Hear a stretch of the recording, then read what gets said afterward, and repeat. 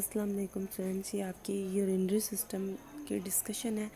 MCQ number 1 देखें। SLEN infective endocarditis mostly cause which type of glomerulonephritis. सबसे पहले तो आपको पता होना चाहिए ग्लोमेरुलोनेफ्राइटिस क्या होता है।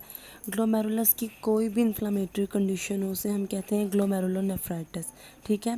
वैसे ग्लोमेरुलोनेफ्राइटिस की बहुत ज़्यादा टाइप्स हैं और ये भी ज़रूरी नहीं होता कि उसमें इन्फ्लामेटरी चेंज हमेशा मौजूद हो। कुछ केसेस में होता है और कुछ केसेस में नहीं भी होता। एनी हाउ इन्फ्लामेटरी कंडीशंस होती हैं, ये आप याद रख सकते हैं। और हमने इसे डिवाइड किया हुआ है कुछ टाइप्स में। लाइक एज हम कहते हैं डिफ्यूज़ ग्लोमेरुलोनेफ्राइटिस है अगर तो सारे के सारे ग्लोमेरुलस अफेक्ट हो रहे हैं, प्लूरल हो जाएगा तो ग्लोमेरुलाई कहलाएंगे। ठीक है। अगर तो सिर्फ कुछ कुछ अफेक्ट हो रहे हैं तो वो फोकल कहलाता है। अपीयरेंस की शेप पे अगर तो ग्लोमेरुलस के नंबर बढ़ना स्टार्ट हो गए तो हम कहते हैं ये प्रोलिफरेटिव ग्लोमेरुलोनेफ्राइटिस है।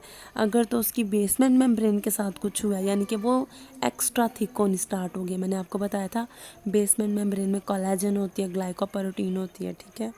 अगर उसमें एक्स्ट्रा थिकनिंग आ गई तो हम कहते हैं ये मेम्ब्रेनस चेंज हुआ है। तो उस बेस पे हमने इसे डिवाइड किया। मैंने आपको रोज़ का टेबल शेयर किया था कि वो आपने करना है लाजमी।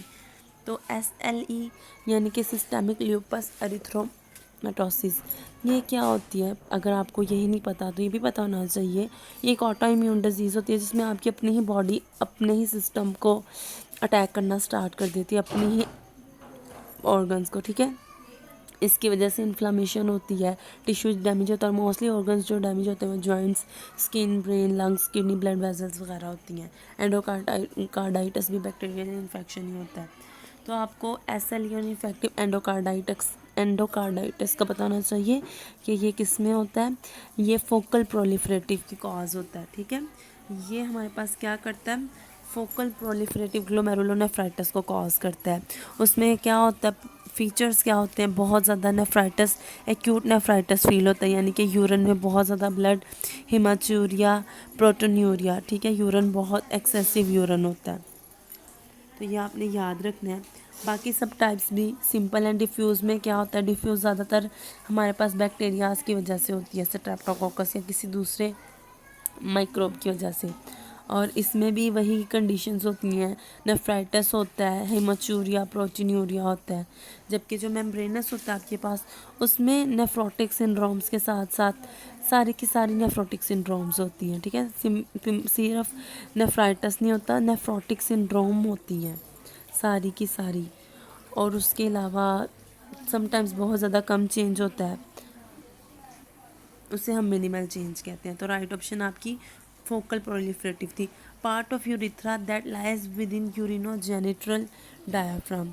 जी स्टूडेंट्स, तो आपको पता होना चाहिए कि जो यूरिथ्रा है, हमने इसको, यूरिथ्रा क्या होता है, वो ट्यूब होती है जिसे यूरिन पास करता है बॉडी के एक्सटीरियर से। ठीक है। यूरिनरी ब्लैडर के थ्रू। फीमेल्स में राउंड अबाउट 2 इंचज़ होती है इसकी लेंथ और मेल्स में 8 to 10 इंचज़। बिकॉज मेल्स में नॉट ओनली यूरिनरी सिस्टम का पार्ट है बल्कि ये रिप्रोडक्शन का पार्ट भी है मेल यूरिथ्रा, तो इसलिए उसका साइज 8 to 10 इंचज़ होता है क्योंकि स्पर्म भी कैरी करती है पेनिस के थ्रू। जो मेल यूरिथ्रा उसको हमने 3 पार्ट्स में डिवाइड किया हुआ है। Male urethra 3 parts, prostatic urethra होता है उसमें, मेम्ब्रेनस यूरिथ्रा और पेनाइल यूरिथ्रा। तो आपको तीनों पार्ट्स का पता होना चाहिए कि वो पार्ट जो हमारे पास प्रोस्टेट के अंदर होता है उसको हम प्रोस्टेटिक यूरिथ्रा कहते हैं। जो यूरिनोजेनिटल डायाफ्राम के अंदर होता है उसको हम मेम्ब्रेनस यूरिथ्रा कहते हैं, लाइक एज हमारा अभी जो राइट ऑप्शन है। और पेनाइल यूरिथ्रा क्या होता है, जो पेनिस के अंदर होता है। सिंपल, अगर आपको इस तरह से याद रहता है इस तरह से रख लें, अदरवाइज़ इनकी लेंथ से भी आप गैस कर सकते हैं अगर दी हो। प्रोस्टेटिक यूरिथ्रा 1.25 इंच होता है, मेम्ब्रेनस यूरिथ्रा 0.5 इंच और जो पेनाइल यूरिथ्रा 6 इंचज़ लेंथ होती है। एक्टोपिक किडनी रेफर्स टू, जी स्टूडेंट्स, एक्टोपिक किडनी क्या होती है? एक्टोपिक किडनी होती है आपके पास अगर तो किडनी जो उसकी नॉर्मल पोजीशन है उससे थोड़ी सी लोअर पड़ी हुई है तो हम कहते हैं this is not a normal kidney, this is ectopic kidney. ठीक है। तो आपकी राइट ऑप्शन बीटा ऑप्शन बनती है इस वक्त कि ectopic kidney refers to development of kidney in an abnormal low position. जी बाकी ऑप्शंस भी डिस्कस कर लेते हैं। इन्फेक्शन ऑफ किडनी सब्सटेंसेस, अगर तो आपको इन्फेक्शन हुआ है किडनी के सब्सटेंसेस का तो उस टर्म को आप कहते हैं पाइलोनेफ्राइटिस हो गया है, यानी कि किडनी की सब्सटेंसेस को इन्फेक्शन हो गया तो वो पाइलोनेफ्राइटिस कहलाती है, ना कि एक्टोपिक किडनी। तो ये तो नहीं बन रहा alpha. Charlie common childhood malignant tumour इन किडनीज, अगर तो चाइल्डहुड का ट्यूमर हो उसे आप कहते हैं नेफ्रोब्लास्टोमा है, तो नेफ्रोब्लास्टोमा भी क्लियर होना चाहिए, नेफ्राइटिस भी क्लियर होना चाहिए, और एक्टोपिक किडनी तो आपको क्लियर हो ही गया है। और अगर तो किडनी में मैलिग्नेंट ट्यूमर की कंडीशन है, लाइक उसमें टोटल टाइम मैलिग्नेंसी है, या किडनी में जो ट्यूमर हुआ है वो मैलिग्नेंट टाइप का है, तो आप उसको क्या कहते हैं, आप कहते हैं कि इस किडनी में मैलिग्नेंट ट्यूमर है। और ज़्यादातर जो मैलिग्नेंट ट्यूमर्स होते हैं जो किडनी को अफेक्ट करते हैं उसमें आपके पास आप कह लेते हैं कि ये रीनल एडिनो कार्सिनोमा हो गया है। ज़्यादातर ओल्ड एज में होता है लेकिन अडल्ट में भी हो सकता है, तो रीनल एडिनो कार्सिनोमा भी हो गया आपका क्लियर, पाइलोनेफ्राइटिस भी, एक्टोपिक किडनी भी, नेफ्रोब्लास्टोमा भी। तो ये चारों टर्म्स आपकी सिर्फ एक एमसीक्यू के थ्रू क्लियर हो जानी चाहिए। The hormone which is secreted by decreasing atrial pressure and decrease sodium reabsorption and increase GFR. जी स्टूडेंट्स, तो आपको जो रीनल के हार्मोन्स हैं वो बहुत ज़्यादा अच्छे से क्लियर होने चाहिए। सबसे पहले तो आपको पता चल गया है कि ये हार्मोन कौन सा है, क्योंकि ये एट्रियल प्रेशर के डिक्रीज़ होने की वजह से रिलीज़ हो रहा है, पहली बात। दूसरी बात कि ये सोडियम की रीअब्जॉर्प्शन को कम कर रहा है और जीएफआर को बढ़ा रहा है। तो आपके पास आपको क्लियरली पता चल रहा है ये एएनपी है, एट्रियल नेट्रियूरेटिक पेप्टाइड हार्मोन, जो कि हार्ट की एट्रिया से रिलीज़ होता है। इसे हम कोई अनलिमिटेड टाइम डिस्कस कर चुके हैं जब हमने हार्ट पढ़ा, कार्डियोवैस्कुलर सिस्टम, उसके अलावा 2 बार दूसरे टॉपिक्स में भी डिस्कस हो चुका है एएनपी का फंक्शन, और एएनपी बजाते खुद क्या होता है। ठीक है, तो इसका स्टिमुलस क्या होता है, जब भी इसने सेक्रेट होना क्या होता है, जब भी एट्रियल प्रेशर इंक्रीज हो जाता है। ओहो स्टूडेंट्स, ये स्टेटमेंट में मिस्टेक है, ये एट्रियल प्रेशर के इंक्रीज होने की वजह से डिक्रीज होता है। ठीक है, ना कि डिक्रीज होने की वजह से नहीं, हमेशा इंक्रीज होने की वजह से रिलीज़ होता है। तो ये स्टेटमेंट में मुझसे मिस्टेक हो गई आई थिंक। जी, तो आपको पता है कि एट्रियल नेट्रियूरेटिक पेप्टाइड या एएनपी, जब भी एट्रियल प्रेशर ज़्यादा हो जाता है, हद से ज़्यादा, उस वक्त ये सिक्रीट होता है और फ़ौरन आते ही क्या करता है, सोडियम की रीअब्जॉर्प्शन को कम कर देता है या जीएफआर को बढ़ा देता है।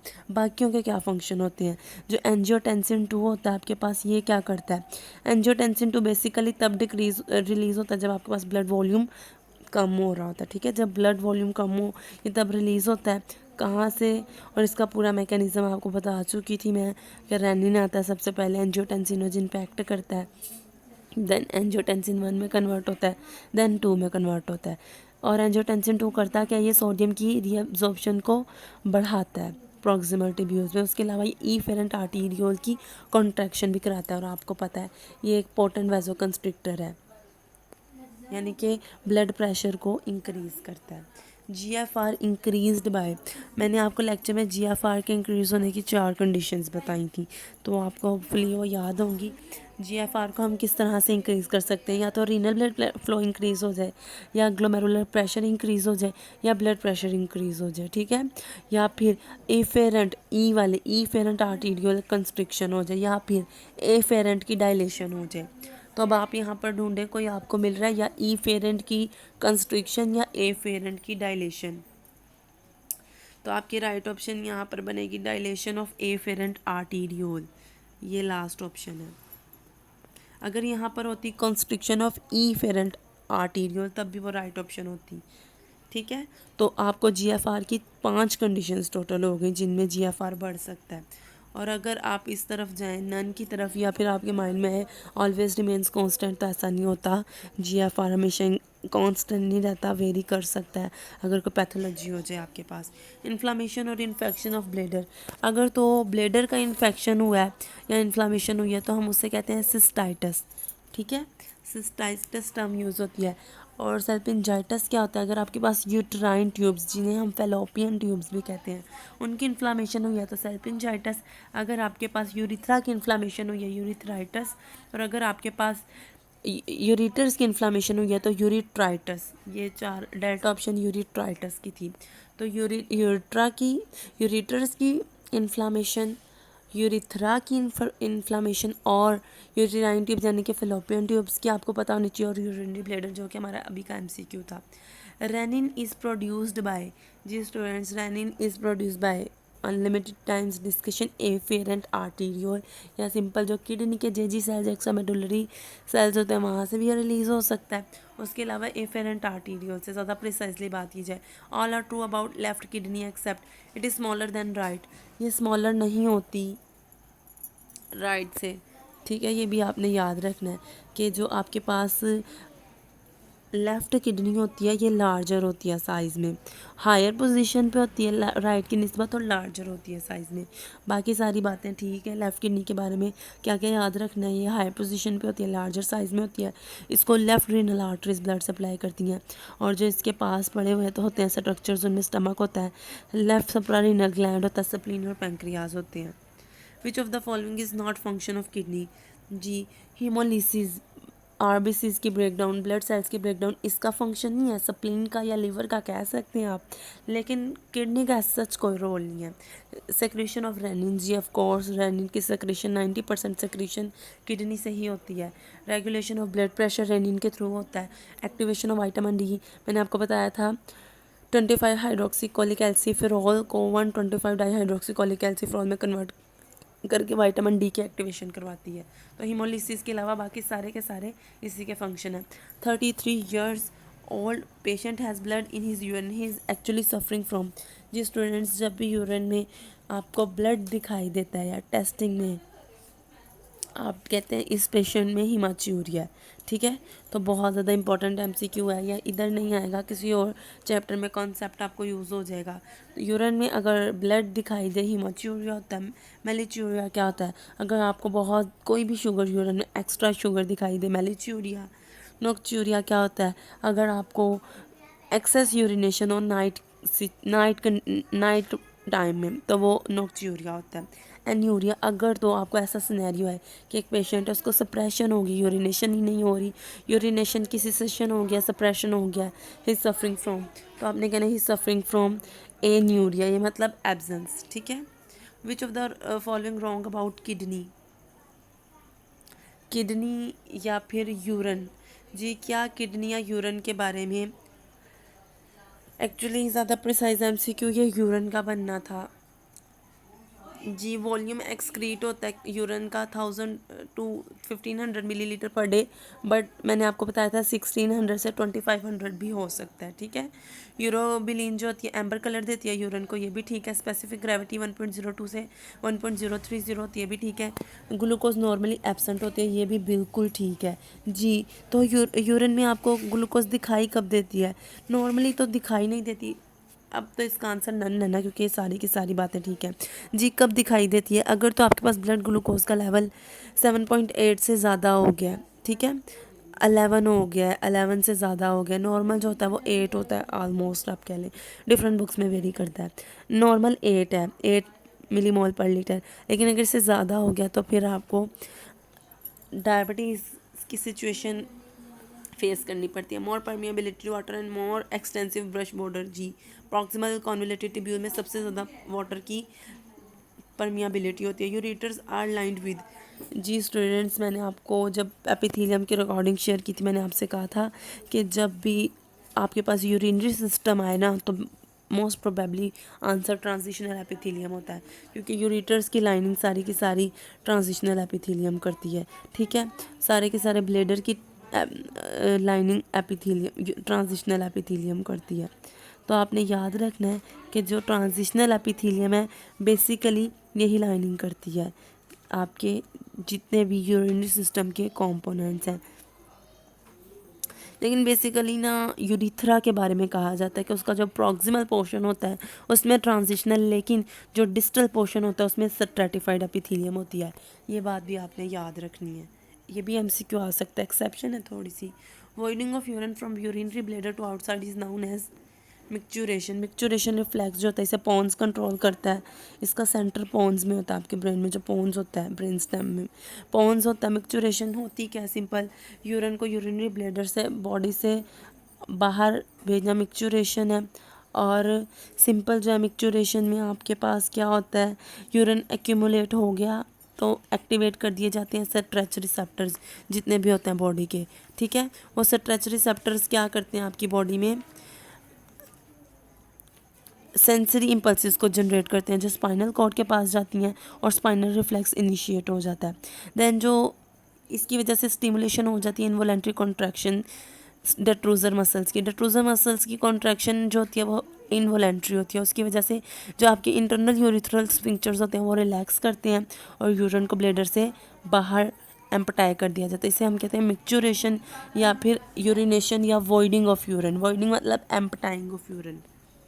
Internal urethral orifice is made up of, जो इंटरनल यूरिथ्रल ऑरिफाइस होता है ये स्मूथ मसल्स का यानी कि इनवॉलेंट्री मसल्स का बना होता है, जब ये जो एक्सटर्नल यूरिथ्रल ऑरिफाइस होते हैं या स्फिंक्टर होते हैं वो स्केलेटल मसल्स के बनी होती हैं। डेट्रूजर मसल्स भी इनवॉलेंट्री कॉन्ट्रैक्शन शो करते हैं। जो इंटरनल यूरिथ्रल स्फिंक्टर होता है ये भी इनवॉलेंट्री होता है क्योंकि स्मूथ मसल से मिलके बना है। तो जस्ट एक्सटर्नल वाला स्केलेटल मसल से मिलके बना हुआ है। कौन शेप स्ट्रक्चर जो होता है जो किडनी की तरफ पॉइंट आउट कर रहा होता है, रीनल पायरामिड्स। ये कौन शेप्ड है तो आपको फ़ौरन से पता चल जाना चाहिए। जीएफआर नॉर्मली जो आता है आपके पास 125 होता है, ये आप सभी को पता है। 125 ml पर मिनट, और डे की बात की जाए तो 180 लीटर पर डे। जैसा कि मैं आपको पहले भी एक एमसीक्यू में ऊपर डिस्कस कर चुकी हूँ कि कभी भी जीएफआर कांस्टेंट रहता है ऐसा अपने माइंड में नहीं रखना। पैथोलॉजी हो जाए तो ये फ्लक्चुएट भी कर सकता है, ठीक है। तो इन जब आपकी एंड रीनल स्टेज चल रही हो, मतलब कि किडनीज ऑलमोस्ट फेल हो चुकी हैं, काम करना छोड़ चुकी हैं, पेशेंट बहुत सीवियर कंडीशन में, उस वक्त में जीएफआर 10 मिलीलीटर पर मिनट बनता है और 14 लीटर पर डे।